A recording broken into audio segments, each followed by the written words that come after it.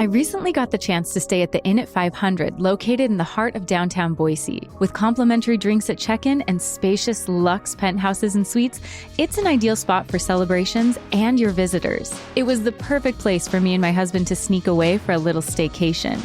We loved the cozy fireplace in our room and the balcony with gorgeous views of the city skyline, where we shared coffee in the morning.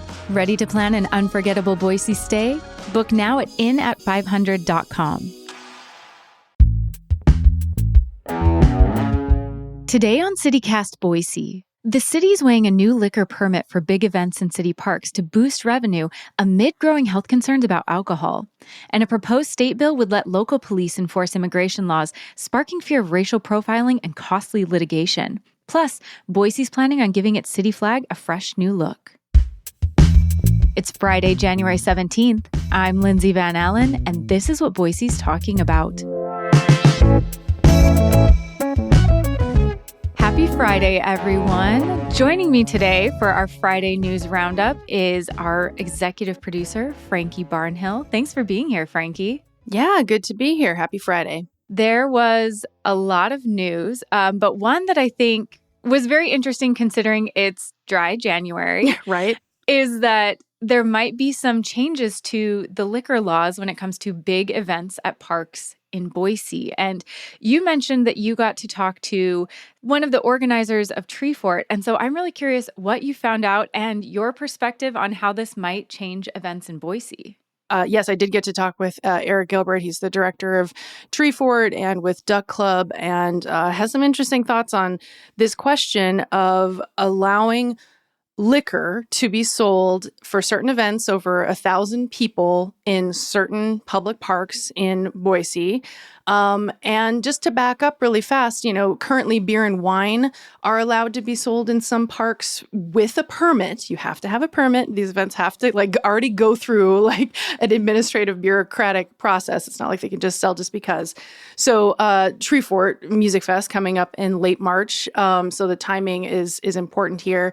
When they moved to Julia Davis a few years ago, they were no longer able to sell, you couldn't get a vodka soda when you walk up to, which was disappointing to me personally. When I walked up there, I realized, beer or wine. Okay, fine. But before that, when they were at the parking lot in downtown on 12th and Grove, which was not a public park, is now the Broadstone Saratoga apartment building, which is part of the reason why they were moved to the park, is because that parking lot was going to change into an apartment building. They were allowed to do liquor sales back in the day. And so this change when they moved to the park was something that was going to affect them directly. And of course, what we're talking about is financially affect them, right? This is about money. This is about competition. This is about events that the community cares about and wants to see continue. But, putting on large events, I don't know if you're aware of this, but putting on a large music festival, you don't make a lot of money doing that necessarily. No. I would say the ticket sales versus what you're paying to get people there. The margins are quite narrow. Incredibly narrow. And they were hoping to see this ordinance passed. And what ended up happening is the city council ran into a roadblock. The city council decided that they wanted to review this again, come up with a compromise. I wonder what you think about this compromise that Council President Colin Nash presented, and kind of where this leaves events like Tree Fort and Pride. Yeah, so City Council President Colin Nash's compromise was that Cecil Andrus Park would not be one of the parks that is allowed to get a permit to sell liquor during this event, and that also this new ordinance would kind of just be a test run and would sunset in February 2026 to have the City Council kind of evaluate it. Now, I don't mind the idea of it sunsetting. I think that might be a good idea. Or at kind of least a pilot program. Yeah, kind of a check-in. How did this go? Have all of the involved parties talk about was pros, cons, reweigh it in a year. I don't think that's wrong. I do think it's interesting that the compromise included only excluding Cecil Andrus Park, because how many larger than 1,000-person events are happening there where people are seeking to sell liquor? Right. I think it's probably only just Pride. And just Pride, yeah. And so even though he said it wasn't to target Pride, it does only target Pride. That's the effect. Yeah. Yeah. Intent aside, it truly only targets Pride. And now he mentioned it was because he had some mixed feelings about the Idaho State Police needing to protect the Capitol. It is important to mention that Pride does not happen at the Capitol, like on the Capitol steps, on Capitol property. Sometimes there are protesters there, but I'm guessing they wouldn't come into Pride to purchase liquor. And so I do think that is interesting. Now, Boise Pride has mentioned they're trying to find a larger area to have Pride because they're kind of, the park is almost too small. They've kind of outgrown it. And so if they went to another park, that would potentially change it. It does, regardless of intent, it does feel like Pride was targeted a little bit. And like you said, this is a chance to raise additional money. Margins on beer and wine are very small. And so this kind of hamstrings their ability to make more money or provide these beverages. And all the other laws are going to still be in place. So you can't have public drunkenness. You can't assault if people. You get in a brawl. You're going to get arrested. Yeah. There were concerns about this and about liquor. And I guess in 2025, that feels a little silly to me because let's be really clear that having 3 beers and having 1 mixed drink are the same. Yeah. Or, totally. 2 glasses of wine, mixed drink, it's the same. So it's not, people are getting pints of vodka and going to walk around these events. Right. Just chugging it. Yeah. Yeah. It's a whole different situation. But there was some concern that I thought was interesting also about the Surgeon General's recent warning about how alcohol is so carcinogenic. And so some city council members expressed concern about that. I'm curious what you think about that. I mean, yeah, the timing of this ordinance coming up both during dry January and right after the Surgeon General's warning about potential cancer concerns connected with any amount of alcohol. I mean, it's rocked the entire country, I think, in our conversations around alcohol.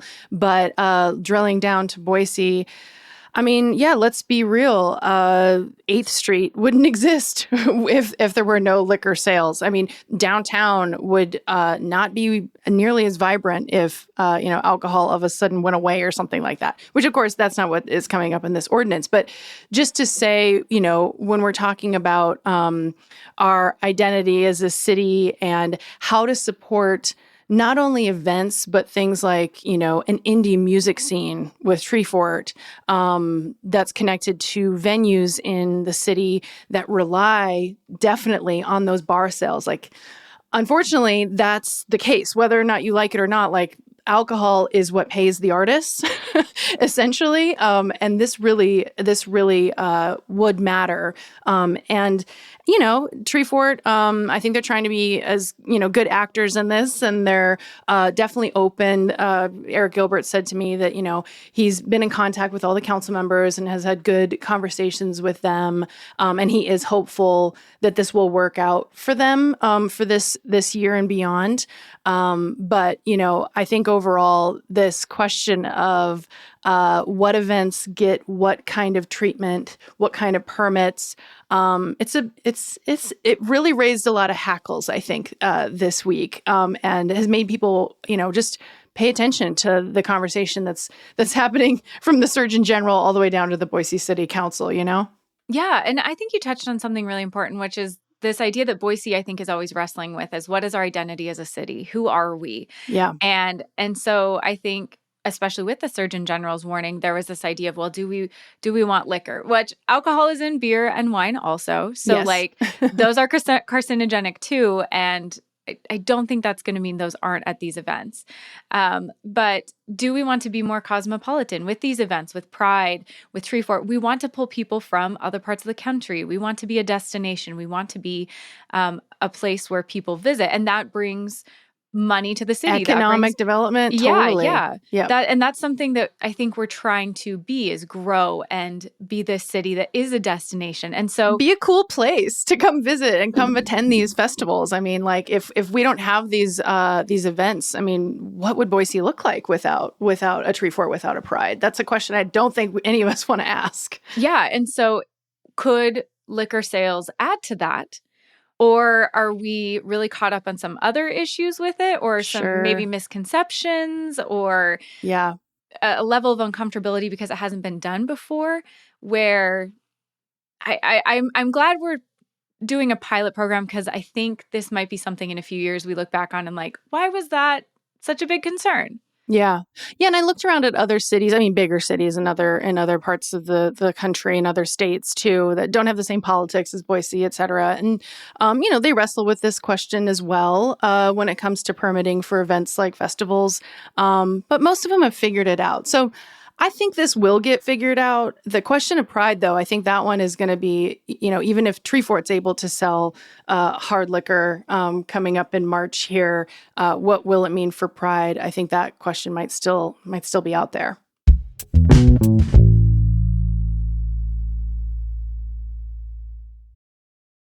This episode is brought to you by Amazon. Sometimes the most painful part of getting sick is the getting better part. Waiting on hold for an appointment, sitting in crowded waiting rooms, standing in line at the pharmacy, that's painful. Amazon One Medical and Amazon Pharmacy remove those painful parts of getting better with things like 24/7 virtual visits and prescriptions delivered to your door. Thanks to Amazon Pharmacy and Amazon One Medical, healthcare just got less painful. This episode is brought to you by LifeLock. The new year brings new health goals and wealth goals. Protecting your identity is an important step. LifeLock monitors millions of data points per second. If your identity is stolen, LifeLock's restoration specialist will fix it, guaranteed or your money back. Resolve to make identity health and wealth part of your New Year's goals with LifeLock. Save up to 40% your first year. Visit LifeLock.com/podcast. Terms apply. There was a bill that came up in the legislative session this week, Frankie, that I'm sure everybody's going to have strong feelings about this one, I think. But something that really stood out to me is that the legislator who brought this bill actually consulted with the Texas Attorney General, Ken Paxton. Yeah. And really looked at Texas as an example, and then wanted to implement the same bill here. And it's actually a bill regarding immigration and potential immigrants in our state. And there are a lot of parts of this bill that I think we could talk about. What was something that really stood out to you, or what is something that maybe you're most concerned about with this bill? Yeah. So this is House State Affairs. Once again, another bill coming from House State Affairs that we're talking about on a Friday show. It seems to be a theme already, from Representative Jaron Crane from Nampa, Republican. And yes, he consulted with the Texas folks in Texas to model a bill that basically would allow law enforcement in Idaho to deport people, essentially, is what it would do, to enforce, a law that federally doesn't exist like this. And of course, that brings up the supremacy clause. Who is in charge here? Is it the federal government? Is it the states? Is it the cities on questions of immigration, which, feels especially poignant a few days before President-elect Trump comes back for his second term. To me, consulting with Texas. So we should say the Texas law is not enforced right now because it's got a lot of lawsuit. There's a lawsuit against it, and the lawsuit so far has stood or has kept the law from being enforced, at least currently. And went to the Supreme Court. They said they kicked it back down to the Fifth Circuit. So we're waiting for the Fifth Circuit in Texas to decide. I mean, to me, I go, okay, Texas is on the Mexican border. Idaho's on the Canadian border. Are we really worried about people from Canada coming across in non-entry points? No, of course not. This is about immigration and the problems at our southern border and what Republicans in Idaho perceive to be an Idaho problem now as well. And I wonder, one of the things that's come up in the Texas law that hasn't been able to be enforced is the question of racial profiling. Yeah. And I feel like that is going to be a main sticking point if this bill were to pass in Idaho. How do you not enforce a law like this without racial profiling? Absolutely. And there were also issues brought up with the Texas law of issues of vindictiveness because Yeah. and how it will harm agriculture, because agriculture is one of the main industries in Idaho. And if we're all being really honest, there are a lot of undocumented workers who work in our agricultural sector. Yes. And so something that did get brought up with the Texas law is, could competing agricultural companies and farms target their competition with laws like this? Because if you call the cops on your neighbor who is in competition with you, it's right. The neighbor farm, the neighbor ranch, whatever. That is going to cause havoc for that person, for that farm, for that industry. And so will this be used for these kind of vindictive moves? And not just focusing, I don't want to just focus on the farmers, but like the havoc that would wreak on these workers who are working and a lot of times paying taxes and just trying to live their life with their family. Another issue with Representative Crane's bill is that it has immunity. So, this part's interesting. Yeah. So it has civil immunity. So you cannot turn around. Let's say somebody is wrongfully arrested, wrongfully potentially deported or charged with a misdemeanor or felony. There is civil immunity so that their family cannot sue the law enforcement, local government, or contractors, which is very interesting because what kind of oversight would go on with the contractors? I think there's a lot of potential issues then with the ability that if they get it wrong, or which I personally am not in favor of them getting it right or this happening at all, but that you don't have any ability to seek redress for that civilly. Yeah, absolutely. I mean, we're two white women talking about this right now. And so, I can only imagine, seeing a bill like this come up obviously so early in the legislative session, what it means for folks in our state, Latino folks, regardless of their status, and the kind of chilling effect, just one more bill, one more time that something like this has come up. And again, especially ahead of the inauguration coming up next week, what may or may not actually come through a Trump administration soon, everything that would get tied up in courts, of course, as well. It feels like the timing is interesting on this particular bill too.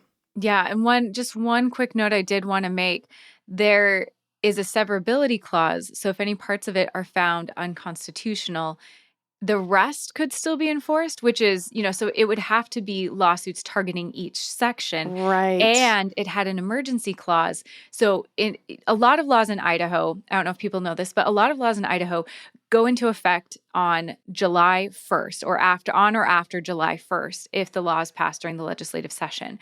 This law would go into effect immediately on being signed by the governor. And so that's unique. Yeah. That is unusual, and I think potentially could create a lot of havoc for a lot of people if it's passed quickly during the legislative session. Yeah. And I'm glad you noted that severability clause, because that was the thing that Ken Paxton, the AG in Texas, said, hey, if you want to copy us, maybe make this part of your bill so that if you do get caught up in the courts, at least some elements of it will be able to be enforced. Yeah.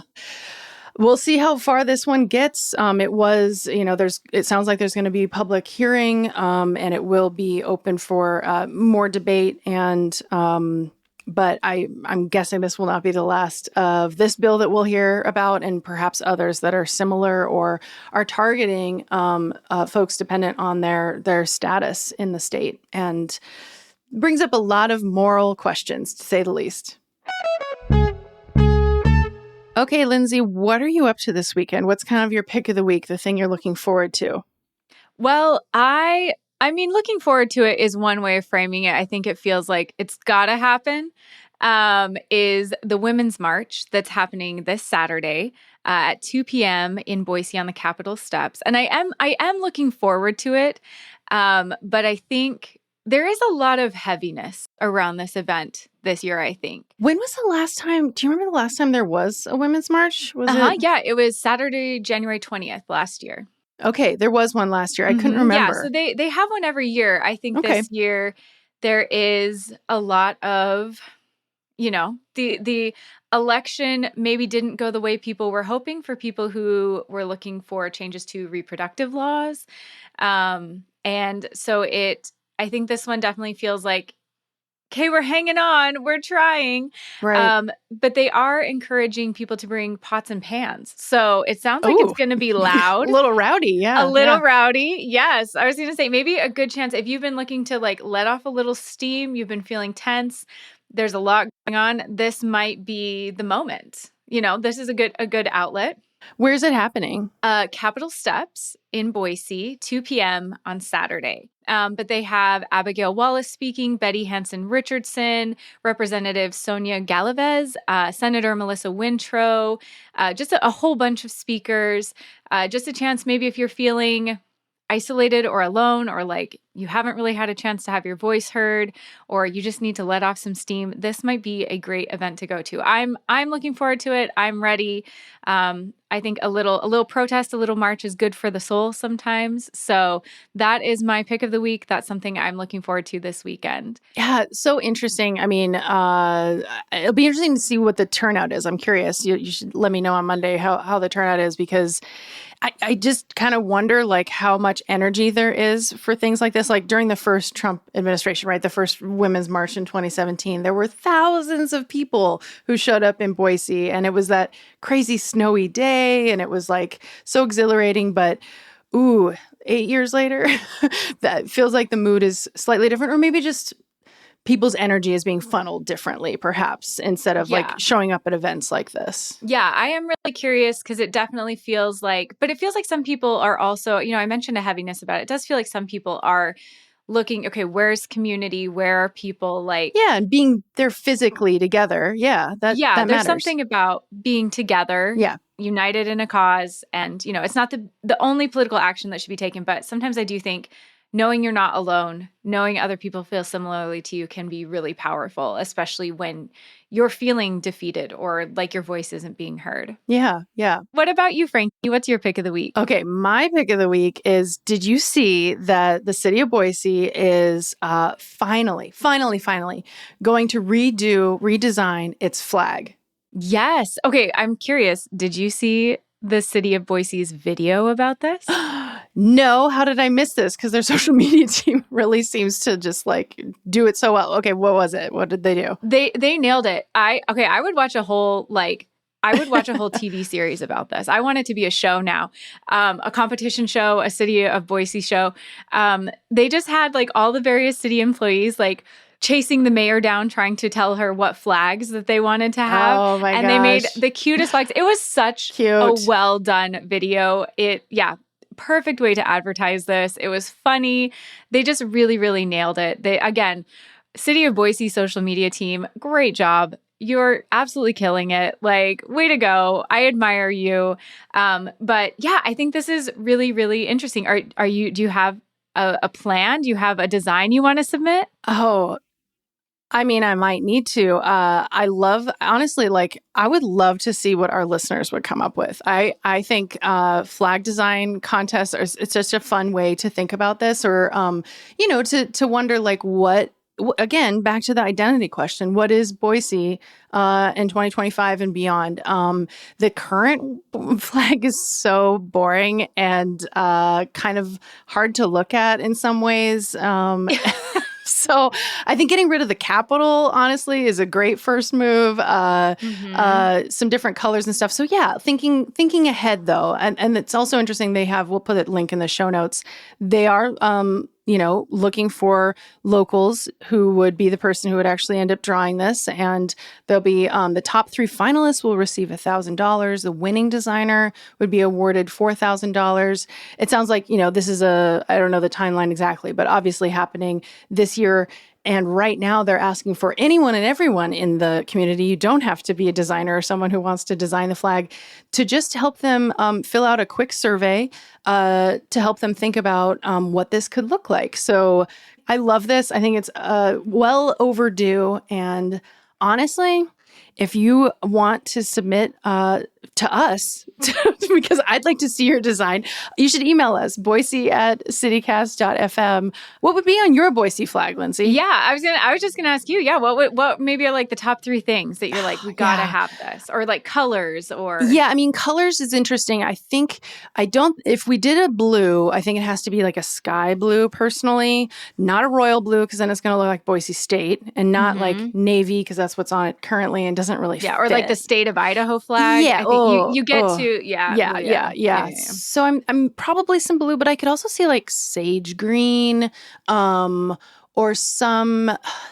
There's so much desert, so maybe there should be like a little like yellow or something like that. Those are the colors that say Boise to me. What about you? For either colors or symbols or whatever. I would definitely go green. I think green is unique, but it's kind of giving the like city of trees vibe. Totally. Really focusing on parks. We have green initiatives. So I feel like green would be a real good like base color. Yep. I definitely think we'd have to do, I don't know how we do it, but I'd want it to be more fun. Like I'd want there to be some funness to it. Okay, I don't know how to describe this because I'm not artistic. But those shirts where it's like round and it has like the sunset thing kind of happening? Yeah, it's like in the rays. With the yellow. Yeah. Something like that with maybe some trees, foothills, maybe, like a little bit of some events, a tree 40 type thing, maybe a profile of the city of Boise, something like that. I think could be really, really cool. More modern, a very like clean, approachable, visually pleasing flag. Yep. As opposed to what we've currently got. So that would be maybe what I would do. I love it. Seriously, though, I would love to see what any of our listeners would come up with. So email us. Email us a PDF of your design. Maybe we'll share it in our Hey Boise newsletter in the future or something like that. But anyway, glad that the city is open to, first off, changing the flag, and secondly, having community input into what it should look like. Frankie, thank you so much. This was a great Friday News Roundup. There was a lot of really interesting, diverse topics to talk about. And thank you so much for taking the time to join me. Yeah. Have a good weekend.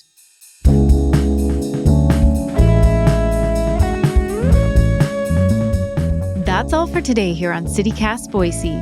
The show is produced by Evelyn Avitia, Frankie Barnhill, Lizzie Goldsmith, and me, Lindsay Van Allen. Blake Hunter writes our Hey Boise newsletter with help from Adrian Gonzalez this week, and our music is by Up Is the Down Is The. We're off on Monday for MLK Day, but we'll be back on Tuesday with a look at how private school choice bills could impact our students. Catch you then.